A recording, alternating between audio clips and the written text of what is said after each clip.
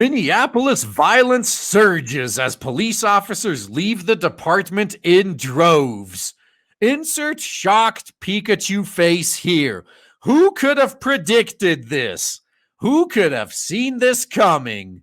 The sound of gunfire has become so familiar across northern Minneapolis that Kathy Spann worries she has grown numb to it. Well, you guys wanted to defund the police. You wanted to get rid of them. You kept saying that they were oppressing you. So fine, the police are going to leave and you can police your own damn selves. And for what it's worth, this actually can work a lot better depending on the environment you have set up. So, for example, the police are just a hindrance when they're letting violent rioters have their way in the city and they're punishing people who defend themselves. In that case, the police being gone would actually help the situation. The riots would be over in a single night. But when you got places like Detroit, when you just got cities run by rival gangs and they're just perpetuating the cycle, you kind of need cops in there. Day and night, the bullets zip through this predominantly black neighborhood, hitting cars and homes and people. Well, at least you're not being oppressed by the cops, so you got what you wanted. The scores of victims have included a 7-year-old boy wounded in a drive-by shooting, a woman who took a bullet that came through a living room wall while she was watching television with her family, a 17-year-old girl shot in the head and killed. Was defending violent criminals worth sacrificing these innocent people just minding their own business? I'm sure it was. You guys know what you're doing. Spann, a longtime community activist who works for the Jordan Area Community Council, cannot recall another time when things were this bad, not even when the city was branded Murderopolis during a spike in violence around the mid-1990s. And it's only going to get worse. The police are not as much of a presence as they used to be, Spann said, noting that sometimes when neighbors call 911, officers are delayed in responding or don't come at all. Can you blame them? You know what's going to happen? The police probably get a call from this black neighborhood and they basically get told, it's like, oh, this dude is being violent and blah, blah, blah. And the cops know. It's like, okay, so we got a black guy who's, causing an incident.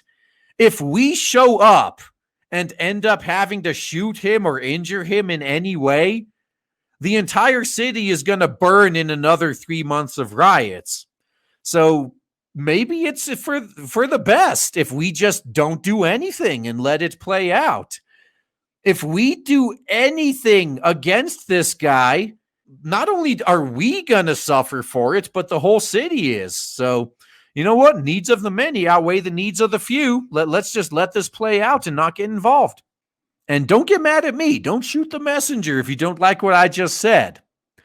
Given the climate in the U.S. right now, if I was a cop and I got a call about a violent black criminal, I'd probably ignore it too.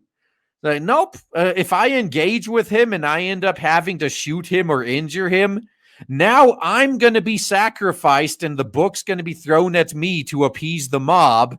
And on top of that, they're still going to burn the city down anyway. Nah, no thank you. You guys can deal with it yourself.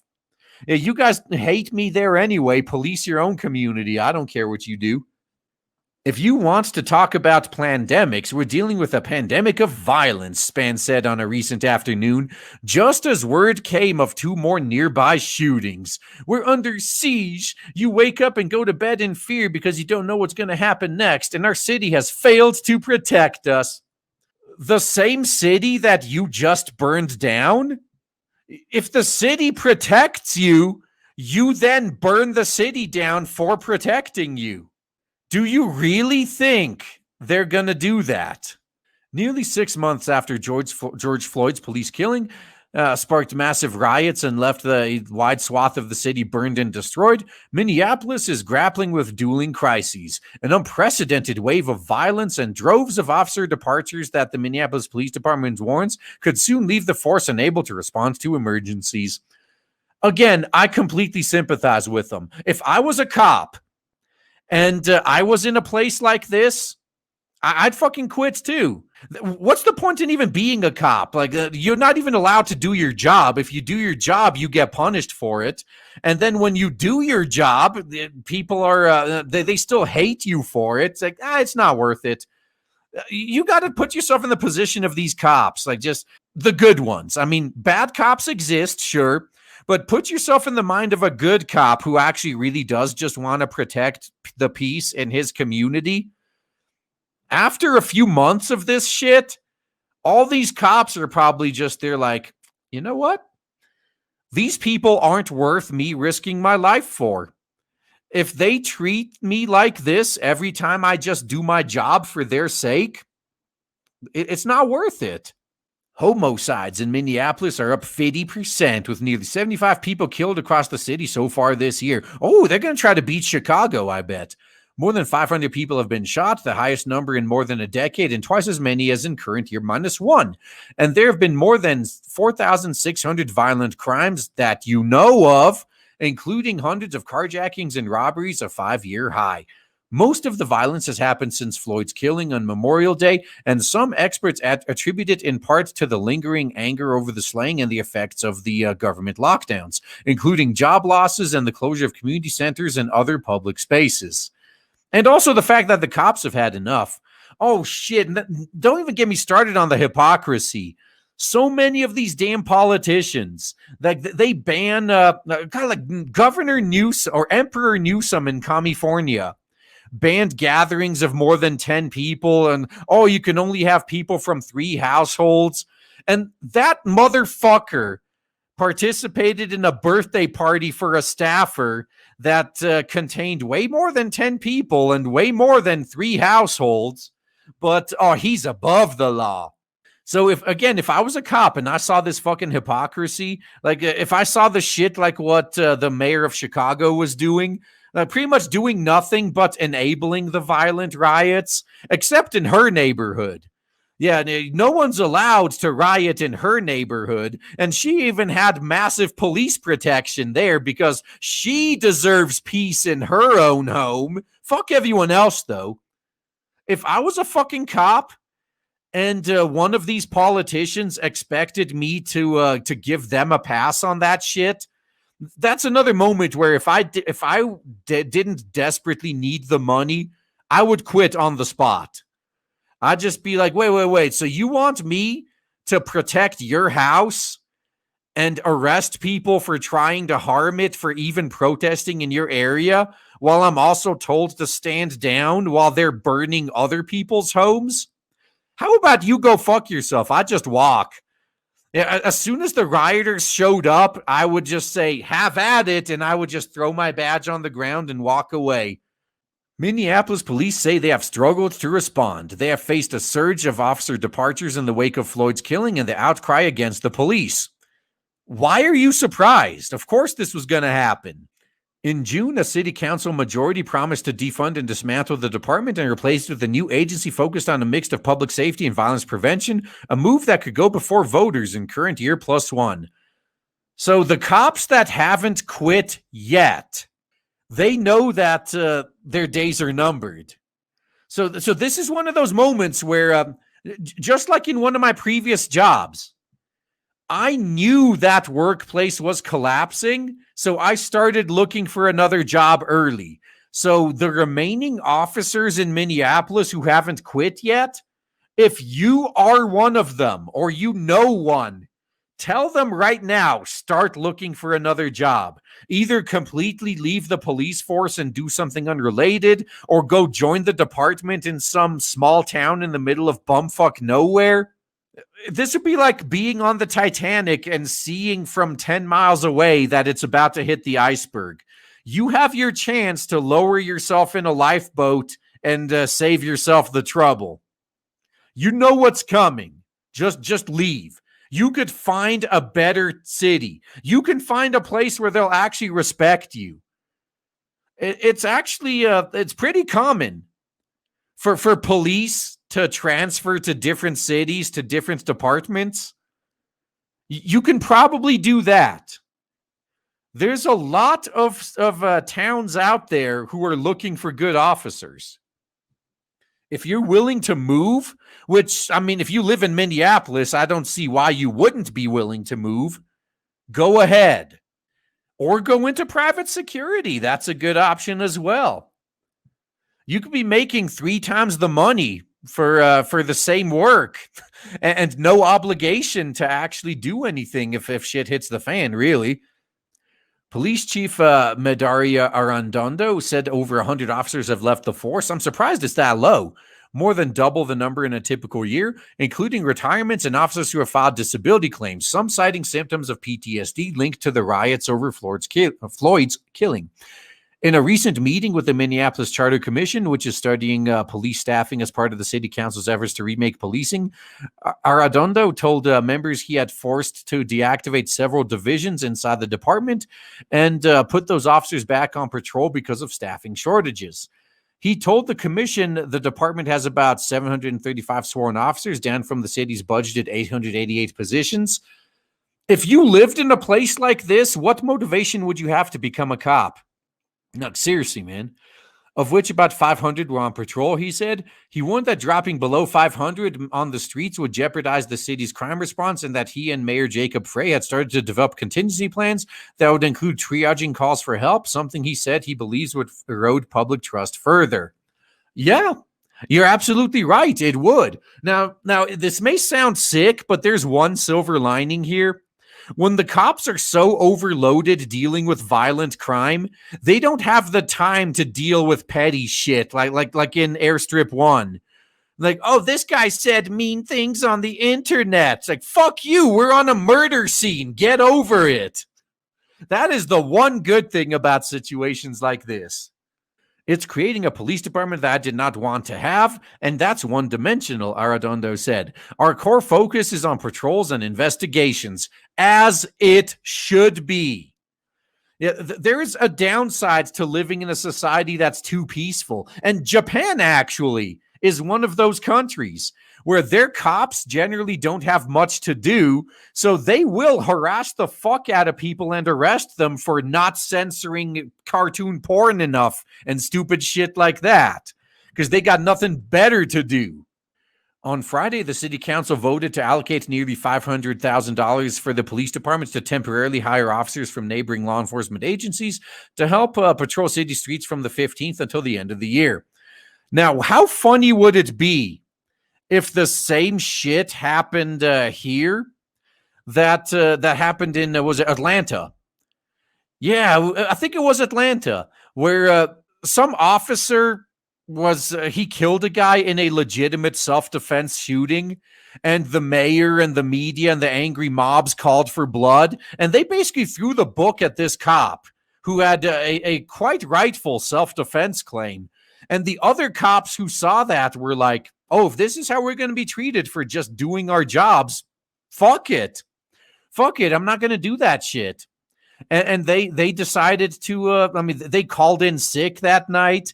And I think this was the night when the Communist News Network building was actually, was it burned and looted a little bit? So I think it's Atlanta, right? They're based in Atlanta, Georgia. Yeah. And then during like the next night or two, not only did a lot of cops just use some sick leave, but the mayor tried to call other cops in from neighboring towns to come in and help out. And all the other cops in the neighboring towns pretty much said, nah, no thank you. We're only going to respond to officer down calls. So the city got to go a night or two knowing what it's like without a police force. So that was fucking hilarious to watch. And I hope we see that here as well in Minneapolis, where Minneapolis is like, oh, all of our cops left because we've been mistreating them. Can you come in and replace them? No. We're only going to respond to officer down calls. You fuckers are on your own. You did this to yourselves. Enjoy. Our city is bleeding, the chief told members of the council on Tuesday. At this moment, I'm trying to do all I can to stop that bleeding. Bro, if I were you, I'd be doing all I can to transfer to a better department. But the plan to hire temporary officers does not address the department's uncertain future, even with more officers considering departing. Or with even more officers considering departing. Yep. What did I say? If I knew that my department was pretty much going to be getting shut down next year, even if there was a more than zero chance, I'd be like, all right, I think I'm going to go look for another place of employment then. Ron Moiser Jr., a Twin Cities personal injury attorney, said he represents 175 police officers who have left the force or who are in the process of filing disability claims that would allow them to leave their jobs permanently, many citing PTSD from recent civil unrest. One officer said he is in the process of leaving after he suffered physical injuries, including cuts and burns, during the days of rioting following Floyd's killing. While inside the city's 3rd Precinct building, as it was overtaken by rioters and subsequently burned, he recorded video messages to his wife and children because he thought he might not make it out alive. If only they fought back. Once again, peaceful protest is fine and should be defended. But as soon as it turns into a violent riot, all bets are off. All options are on the table when dealing with that shit. After that, I wasn't me anymore, said the officer, who spoke on the condition of anonymity for fear of retribution. He said he had nightmares, he couldn't sleep, he had panic attacks. Yeah, dude, not only should you quit, you should sue the city for it too. Because it was the fucking politicians in the city that decided the cops should just sit there and take it. In training, he had been taught to listen to his body when arriving on a scene, to pay attention when the hair stood on the back of his neck. Sitting in his squad car, he constantly felt physically sick and found himself unable to focus, second-guessing his every decision. Well, yeah, because you got all these armchair quarterbacks out there who tell these cops how they should have behaved in a life-or-death situation where a split second makes all the difference. People who've never had to be in that situation and never will be, telling these cops how they did it wrong. So now these cops are like, oh, if I do this, then that'll cause this issue and this issue and this issue. They can't do their jobs. He was later diagnosed with PTSD and is receiving treatment. I was paranoid. I was anxious. I was depressed. This made me into a person who wasn't good to be a cop. Hey, then you should stop being a cop and get compensated for it, because this isn't your fault. Moiser said his firm recently met with an additional 100 officers who are considering leaving the force, some citing mental exhaustion and fears of further rioting, including riots linked to the trial of the 4 former officers charged in Floyd's killing, which is scheduled for March. The officers have expressed a fear that the city will suffer Portland-style riots during the entire trial, he said, referring to the unrest the extended unrest in the Oregon city. Well, yeah, you know the politicians you work for. Low morale is rampant, Moiser said, and he expects the exodus could extend to hundreds more officers by summer. If they're smart, that's what they'll do. Perhaps as many as a third of the department's positions. You have a lot of officers come in and say, why am I doing this? They sit there with their spouses and say, is this worth it? Yup, what did I say at the beginning of this article? They see how they're being treated by the community that they are allegedly there to protect. And they're like, are these people worth me risking my life for? If they're going to treat me like this for doing my job, maybe I'd rather just leave them to their own devices. Let them defend themselves. The absence of officers on the streets has been noticeable, especially in South Minneapolis, near where Floyd was killed. And rightly so, because we've already had cases nationwide when these burn, loot, murder types are assassinating cops. So if the cops, they're not just going to be there just sitting in their car when someone can just come up and shoot them and kill them. No, they're going to have to be a lot more paranoid about it now. They're not allowed to be as visible, basically. Dozens of Minneapolis residents spoke before the city council last month, many complaining of trauma from the constant gunfire and violence and robberies. All right, you know what? If you're a resident of the city and you're bitching about this, maybe you should vote correctly next election. Maybe vote the fucking city council and mayor out who enabled this fucking environment. Maybe you should vote someone in like that, was it like Mayor DeLay of Chicago? I think it was DeLay. It was one of those Chicago mayors decades ago who he flat out said, yeah, I told my officers to shoot to kill with these violent rioters, and the riots stopped. Maybe you should vote correctly next time if you have a problem with your elected officials. This is just as much your fault as it is theirs. Cue Joker, you get what you fucking deserve meme here. Since the unjustified and unfortunate death of George Floyd, the city council has engaged in rhetoric that has emboldened criminals, the proof of which is the unprecedented spike in crime, said George Saad of Southwest Minneapolis, describing himself as an immigrant and a child of war. This dude's absolutely right, by the way, who came to the city because of its rich diversity. Dude, you know what actually happens when you have quote-unquote diversity. The only time diversity can work is if everyone involved is capable of live and let live. If even one group of people is not capable of live and let live, your so-called diversity will just lead to constant conflict. But now Saad said he feels terrorized in his own community, afraid to walk down the street. Well, vote correctly next election then. You guys have had years to address any culture problems within the police department, he said. You have failed to do so. Instead, you embark on a campaign against your own police department, fighting and demonizing an entire internal city organization instead of making it better. You and the council you voted for are more at fault for this than anyone else, than even the bad apples in the police department. Karen Forbes of South Minneapolis told city council members how bullets burst through her living room wall on a recent night, narrowly missing her head. I have relived that night many times, hearing the sounds of the bullets hitting my radiator and drywall spraying everywhere, Forbes said. Like many during the hearing, Forbes questioned the lack of officers on the street and blamed the city council for pursuing what she described as a sociology experiment that obviously doesn't work. She and others have called for a surge of law enforcement into the city. Well, good. Now vote the fuckers out who are preventing that, and maybe you can get it. You put them there. You got to realize that. But it's not clear that the city can do that. Facing an economic fallout from the government lockdowns, Mayor Frey recently unveiled a budget proposal that includes a $179 million budget for the police and a nearly $14 million cut from the approved current year budget. But Frey asked the city council to fund 3 new cadet classes in current year plus 1, about 104 officers, including one to replace the current year class scheduled for this fall that was canceled.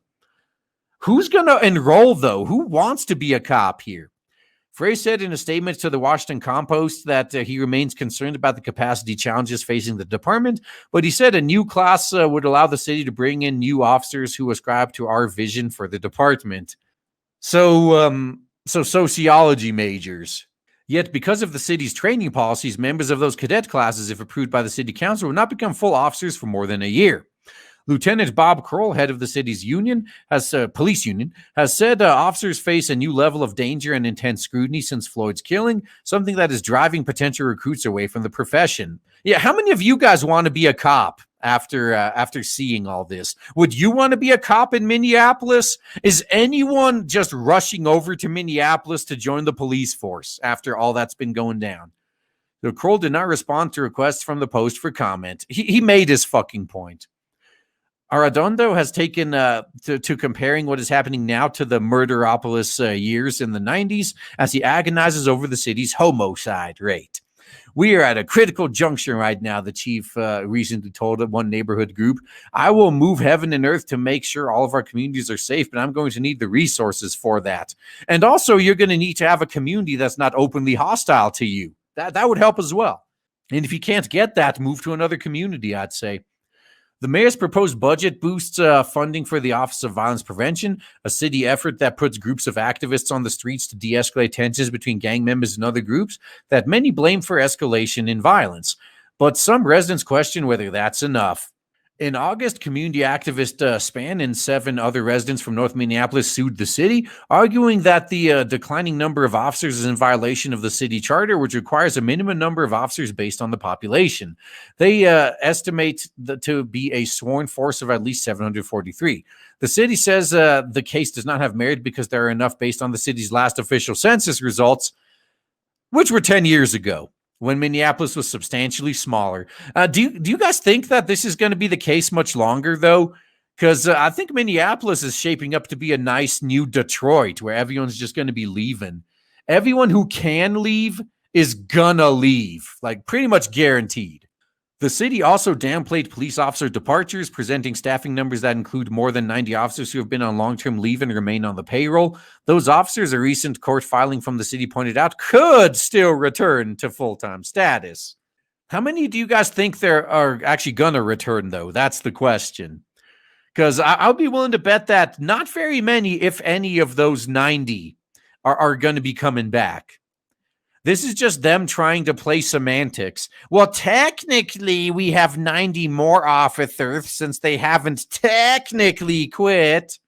That is fundamentally a political dispute between parties who disagree about policing now in Minneapolis and its future, Assistant City Attorney Gregory Sauter wrote in court filings. Resolution of this dispute would be best served through the political process and voting the correct people in.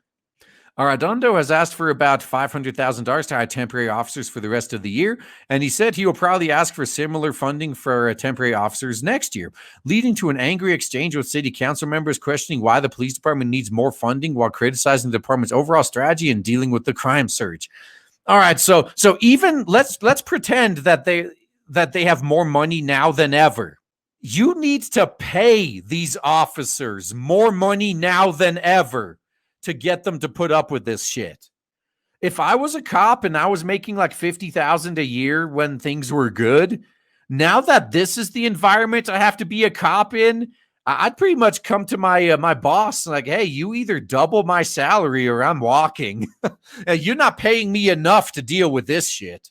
With over 70 homicides in our city, what is going to work, said Jeremiah Ellison, a council member who represents northern Minneapolis.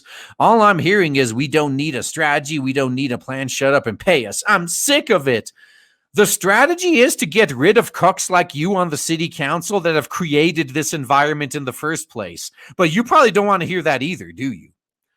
Steve Fletcher, who represents an area that includes downtown, asked why the department needs money to hire temporary officers given how much less policing the city had seen under a department with the highest funding it had ever had. Fletcher questioned Arredondo's spending, prompting an angry response from the normally staid chief. I have 74 people who are no longer alive in this city because they've been killed. I've got almost 500 people who have been shot and wounded in this city, Arredondo said, noting that the budget debates won't stop the bloodshed in Minneapolis. It's not like I'm sitting on a treasure chest of an exuberant amount of money that's not being utilized. Yeah, I mean, he's right. Maybe if you guys wanted more policing, you wouldn't have. These are the same people that voted to defund the police department, and they're now complaining that there's not enough policing going on. Council member Lisa Goodman, who also represents part of downtown, described the contentious back and forth between her colleagues and the chief as embarrassing. It's pretty simple, Goodman said. This is an effort just to get a few more feet on the street, and those feet on the street to a lot of victims really, really matter. And right now, given the current climate and the attitudes against the police, if you want more feet on the street, you're going to have to pay way more than you did before. The council voted 7-6 to fund temporary officers in Friday's council meeting. Well, then maybe now you can vote to reverse defunding the cops next year, too. Amid concerns about civil unrest, the city has pointed to its existing mutual aid agreements with several regional enforcement agencies. 3 times in the past 2 months, Governor Tim Walz has deployed members of the National Guard and the State Patrol to help guard the city, including last month when a judge threw out one of the murder charges against Derek Chauvin, the former officer who held his knee on Floyd's neck and is now charged in his killing. State officials have been wary of commenting on the Minneapolis dwindling police staff and whether that raises larger public safety issues for the region. But the state has sent in reinforcements before. In 1996, Governor Arne Carlson angered Minneapolis officials when he ordered dozens of state patrol officers and other law enforcement officials to the city for 2 months to help reduce the crime rate, even though the police at the time was fully staffed. I mean, looks like it worked. And now they're talking about secondary victims. Let's see. Last month, several law enforcement agencies, including the Minneapolis Police, the State Patrol, and other departments in Hennepin County, began a coordinated effort to stop drag racing in downtown Minneapolis, because that's their priority. More than 24 people were cited or arrested. The announcement was met with mixed feelings as residents in neighborhoods hit hard by violence wondered why similar plan of action couldn't be deployed to stop shootings and carjackings. Well, it's a lot easier to find and arrest a drag racer than a shooter, for one, but this is a legit problem. I remember a story that one of my old coworkers told me, because he actually lived in Oakland during the riots and the drug epidemic and all that shit. And he was telling me that right across the street from his apartment was a known crack house. And as he was walking home from the grocery store one day, a cop, sirens blaring, like pulled up, like right in front of the crack house. And he's like, oh, thank God they're finally doing something about this crack house. And the cop wrote him a ticket for jaywalking. And he was like, are you fucking kidding me? This is a crack house right here. And you're going to ticket me for crossing the street in the wrong place. Why don't you do something about this damn crack house? And the cop was like, sorry, not my department, and just drove off. And he's right. It's not his department. But people, you got to look at you got to think about how the people see this. When they see the traffic department is plenty staffed and is still giving tickets left, right, and center for petty shit, and while they see a fucking crack house right there, if I was one of those people, I'd be like, you know what? Maybe we should disband the traffic department completely and reassign all these people to the crack house department until the crack house is dealt with. So, I mean, there are pretty legit complaints with these police forces where they have a violent crime epidemic going on and all they care about is giving jaywalking tickets. Like, nah, that right there would turn me against the police as well. If I was living in a high crime neighborhood and the cops don't have the manpower to deal with the violent crime, but somehow they can still give speeding and jaywalking and traffic tickets, I'd be wondering why we don't defund them as well. Like, clearly all they're doing is raising tax revenue. Like, they're not here to actually do their job. Yeah, so I can see I can see how people would see things a certain way. Let's just say you can put together a team that goes to address drag racing, but you can't put that team together to address the fact that young black and brown lives are being lost and killed and murdered and maimed over here in North Minneapolis. Span asked, "Why do those people matter and we don't?" All right, so now I have to go back to the side of the cops again because these young black and brown lives are being taken by other young black or brown lives. If the cops showed up and they actually dealt with a violent criminal and they had to kill him or they injured him, there you go, another 3 months worth of rioting, just like George Floyd. The cops aren't willing to put up with this shit anymore. And again, let me reiterate, I wouldn't either. If I was a fucking cop, and I knew damn well that if I encountered a black or brown criminal and anything all my actions would be under a microscope. If I do anything that ends up hurting or killing this guy, even if it's justified self-defense, the book will be thrown at me. The entire city will burn for a few months. I wouldn't want to deal with it either. I'd be like, you know what? You guys hate us so much, you fix your own fucking problem. Maybe if you don't want to be killed by this guy, maybe you should kill him first. Yeah, I wouldn't respond either. Span has tried hard to stay strong for her community, a low-income neighborhood of mostly black residents who are among the poorest in the city. One of more than 500 people shot in Minneapolis, or of the more than 500 people shot in Minneapolis, over half the cases happened on the city's north side. Span used to walk around the neighborhood for exercise to stay in touch with people, but in recent weeks, she has been too scared to go to the park, where gun battles are frequent. Well, it's a good thing you defunded the police. Inside her house, she tries to keep up, phoning neighbors and residents to make sure they're okay. Sometimes it's so relentless, so overwhelming, she just has to sit for a minute in silence to try to calm her nerves. This isn't just my work, she said. This is my life. She worries about the lasting trauma on the community, about how it might manifest in children who have been shot and survived, and what effect the gunfire and the fear of getting struck by bullets is having. What is this doing to us as a community, as human beings, Span said. We are all secondary victims. And I bet a lot of the people complaining about this right now fully supported going after the police for months. And now they're surprised when the police are like, all right, you guys aren't worth us risking our lives for. We quit. Handle it yourself. You guys know so much better than us how to do our jobs. Put your money where your mouth is.